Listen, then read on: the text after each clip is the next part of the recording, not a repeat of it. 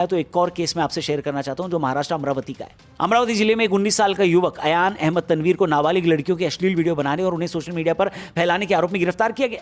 Local organisations का दावा है कि इस आरोपी ने लगभग 180 लड़कियों को निशाना बनाकर सैकड़ों वीडियोस बनाए। हालांकि पुलिस ने अभी तक 8 पीड़ितों की पुष्टि की है। आरोपी पहले एक राजनीतिक दल से भी जुड़ा हुआ बताया जा रहा है। अयान को 21 अप्रैल 2026 तक पुलिस हिरासत में भेज दिया गया है और उसके पास से आपत्तिजनक वीडियो वाला मोबाइल फोन भी जब्त किया गया है। जांच में सामने आया कि अयान लड़कियों से दोस्ती करके उनका भरोसा जीतता था, फिर उन्हें प्रेम जाल में फंसाकर उनका शोषण करता था। वो बिना सहमति के वीडियो रिकॉर्ड करता था और बाद में उन्हें ब्लैकमेल करने के लिए यूज करता था। पुलिस ने इस मामले में एक और आरोपी उजैर खान को भी पकड़ा है, जिसने इस वीडियो को सोशल मीडिया पर वायरल करने में बड़ी भूमिका निभाई है। पुलिस अब इस बात की जांच कर रही है कि क्या इस घिनौने काम के पीछे कोई बड़ा गिरोह या नेटवर्क काम कर रहा है क्या। इस घटना के बाद अमरावती में भारी तनाव और गुस्सा है, जिसके चलते कई इलाकों में बंद रखा गया और विरोध प्रदर्शन हुए। प्रशासन ने कार्रवाई करते हुए आरोपी के घर पर बने अवैध निर्माण को बुलडोजर से ढहा दिया। इस मामले पर स्टेट में भी राजनीति गर्मा गई है। जहां भाजपा नेता सख्त सजा और एसआईटी की मांग कर रहे हैं, वहीं ऑपोजिशन ने सरकार पर कानून व्यवस्था बनाए रखने में विफल होने का आरोप लगाया है। पुलिस ने लोगों से शांति बनाए रखने की अपील की है और पीड़ितों की पहचान गुप्त रखने की भी अपील की है। वाह, बड़ी हैरानी की बात है। यह शायद हैरानी की बात नहीं है कि इस मैटर में भी ये सो कॉल्ड इंटेलेक्चुअल्स चुप है। आज के टाइम में एक अजीब चलन शुरू हो गया दोस्तों। जब भी कोई बड़ा क्राइम होता है तो हमारे देश के इंटेलेक्चुअल्स अपराधी के क्राइम को बुरा भला नहीं कहते, बल्कि इस बात पर ध्यान देने लगते हैं कि अपराधी का धर्म क्या है। अगर अपराधी किसी खास समुदाय से है तो तुरंत विक्टिम कार्ड निकाल लिया जाता है और कहा जाता है कि पूरे कम्युनिटी को निशाना बनाया जा रहा है। पर दोस्तों, यहां सवाल यह है कि अपराधी की जाति या धर्म को क्यों देखा जा रहा है। क्रिमिनल तो क्रिमिनल होता है, इस केस में तो वो देशद्रोही भी है, लेकिन जब समाज इस पर सवाल उठाता है तो उसे कम्युनल घोषित कर दिया जाता है। और सबसे दुखद बात उन लड़कियों के लिए जिन्होंने ये सब कुछ झेला है। जब वे अपनी आप बीती सुनाती हैं तो यही लोग उन्हें जस्टिस दिलाने की बजाय कि इस खबर से समाज में नफरत फैलेगी, ज्यादा मत बोलिए, हैं तो साला बहुत नीच आदमी रहे। ये कैसी आयरनी है दोस्तों।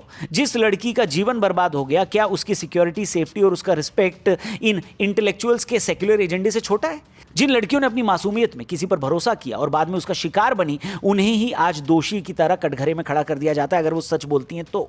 ये चुप्पी और ये पाखंड ही अपराधियों के हौसले बुलंद करता है दोस्तों। बस अक्सर जब हमारे आसपास कोई क्राइम होता है तो हम उसे केवल एक मोहल्ले, शहर या देश की घटना मानकर छोड़ देते हैं, लेकिन अगर हम गहराई में देखें तो महिलाओं और नाबालिग लड़कियों के साथ होने वाले ऑर्गेनाइज्ड अपराध अब केवल लोकल नहीं रहे।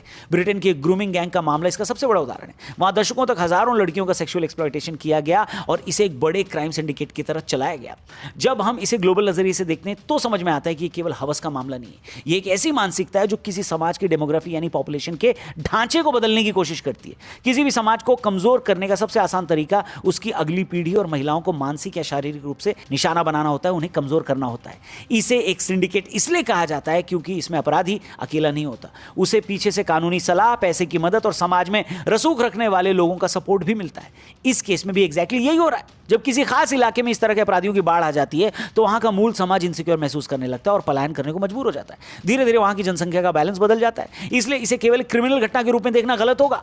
यह एक गहरी साजिश है जो दुनिया के कई देशों में एक ही पैटर्न पर काम कर रही है। आज आप यूरोप को ही देख लीजिए, लंदन को उस नजर से अब देखा ही नहीं जाता। सोचिए किसी देश की लड़कियों का ऐसे एक्सप्लॉयटेशन हो और वहां का कानून और पॉलिटिक्स विक्टिम को ही सजा देने लगे। ऐसा देश कभी अपने पैर पर खड़ा नहीं हो पाता दोस्तों। बाकी दोस्तों, इस देश में जब भी लव जिहाद का नाम आता है तो अक्सर लोग इसको एक पॉलिटिकल मुद्दा मान लेते हैं। लव जिहाद शब्द को अक्सर केवल एक राजनीतिक नारा मान लिया जाता है, पर रियलिटी यह है कि इस शब्द और इस खतरे की ओर सबसे पहले इशारा केरल के ही ईसाई चर्चों ने किया था। वहां के पादरियों और ईसाई समाज ने यह देखा कि उनकी लड़कियों को बहला फुसलाकर धर्म परिवर्तन कराया जा रहा है। यह किसी एक धर्म के खिलाफ लड़ाई नहीं, बल्कि एक धोखे के खिलाफ आवाज थी। इसी के ऊपर जब केरला स्टोरी जैसी फिल्में बनती हैं तो कुछ यूट्यूबर्स नहीं, ट्यूबर्स उंगलियां बिचकाते हुए गूगल के फर्रे उड़ाने लगते हैं और ये बताने लगते हैं कि प्रोपेगेंडा मूवी है, ऐसी मूवी नहीं बननी चाहिए। कैसे कैसे लोग हैं भाई। तो साला बहुत नीच आदमी रहे। अगर कोई इंसान अपनी पहचान छिपाकर, झूठ बोलकर किसी को प्रेम जाल में फंसाता है और फिर जबरन धर्मांतरण कराता है तो ये धार्मिक स्वतंत्रता नहीं बल्कि अपराध है, क्राइम है। ताज्जुब की बात यह है कि जो लोग खुद को सेक्युलर कहते हैं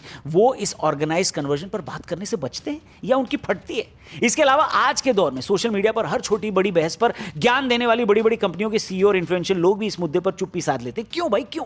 जब बात किसी खास फैशन ब्रांड या इंटरनेशनल मुद्दे की हो तो ये लोग तुरंत पोस्ट करते हैं, अपनी ओपिनियन शेयर करने लगते हैं। लेकिन जब उनके ही देश की बेटियां एक ऑर्गेनाइज्ड क्राइम का शिकार होती हैं तो उनका सोशल एक्टिविज्म गायब हो जाता है। क्यों भाई साहब? ये कॉर्पोरेट चुप्पी दिखाती है कि उनके लिए ह्यूमन वैल्यूज केवल मार्केटिंग का हिस्सा है, असल सेंसिटिविटी का नहीं। समझे? आप बताइए दोस्तों, हर मैटर पर अपनी नाक घुसेड़ने वाले, उस पर ओपिनियन देने वाले, दुग्गल साहब बनने वाले ये जो सो कॉल्ड ट्यूबर्स हैं, यूट्यूबर्स, वो इस मामले में चुप क्यों हैं? क्या इस मामले में बोलने से उनकी फटती है, इस वजह से चुप है, या फिर उनको ये लगता है कि अगर वो इस पर कुछ बोले तो उनकी जो ऑडियंस है वो उनको अनसब्सक्राइब करके चली जाएगी, इस वजह से वो लोग चुप है? क्या लगता है आपको? कमेंट करके बताइएगा। वीडियो सही लगी तो चैनल सब्सक्राइब करना, वीडियो पसंद आई तो इसे अपने दोस्तों से जरूर शेयर करना।